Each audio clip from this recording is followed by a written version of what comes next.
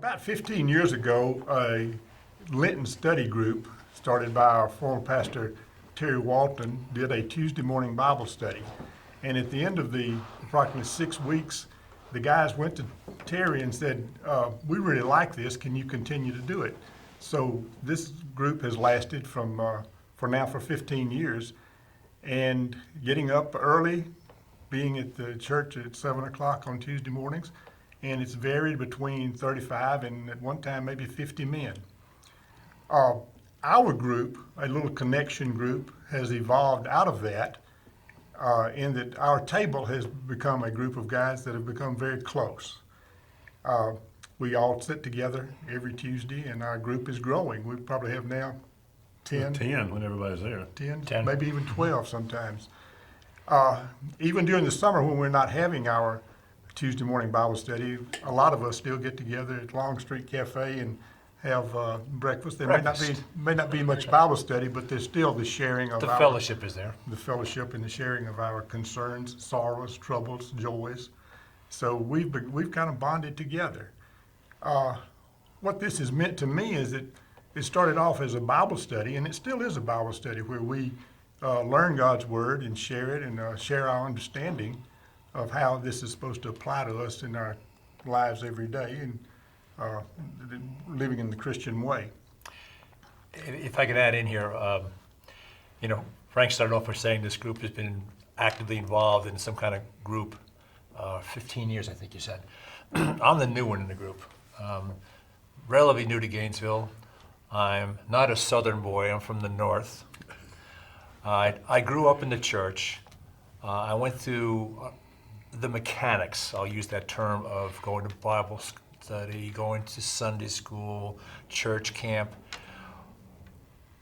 But the exchange that I get in this group and the fellowship and the conversation has driven me more closely to understand and try to understand the words of God that we read. And that's touched me significantly, more so than it ever has in my life.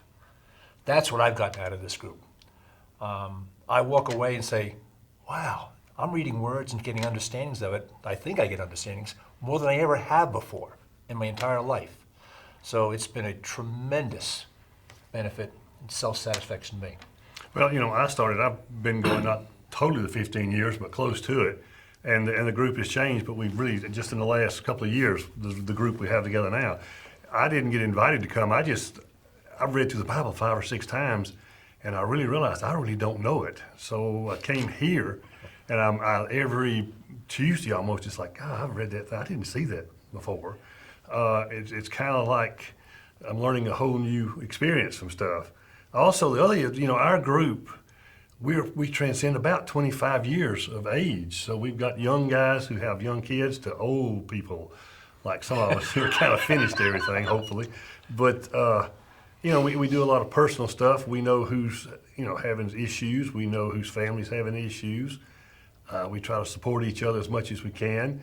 I personally don't have a group of men that I do. All my hobbies are solitary hobbies, gardening, hunting, and fishing. This is the biggest group of men that I ever get together with on a regular basis, and I actually look forward to it. I make sure I get up to get here. But it's meant a lot to me, and I still am enjoying it every week. If I miss this, and I don't miss it much, but when I do, I almost feel like my day's not complete or my week's not complete. You mentioned that you always read the Bible and understand. That's the mechanics I'm talking about. Oh, yeah. That's been my history. You read it, well, how much do you internalize it? How much do you understand it? For me, not a lot, but it's getting better, much better by virtue of this conversation, this group we have. I think what Mike said is it's kind of odd, but we really don't see each other. This group of men don't see each other than Tuesdays and Sundays. But we've become very close and very close friends, and close enough that we share our concerns, we share our sorrows, we share our troubles, we share our joys with each other, and we know that we've got each other, and we can depend on each other. If one of them says we're going to pray for you, we know that's going to happen. So it's when you get that kind of bond, then when you sit down and talk about the Bible, you appreciate everybody's view and their interpretation. And we feed off of each other in our support of being better, because as Mark Alexander said, iron sharpens iron, and I think we sharpen each other in our challenge to learn and our challenge to do what's right in our Christian walk.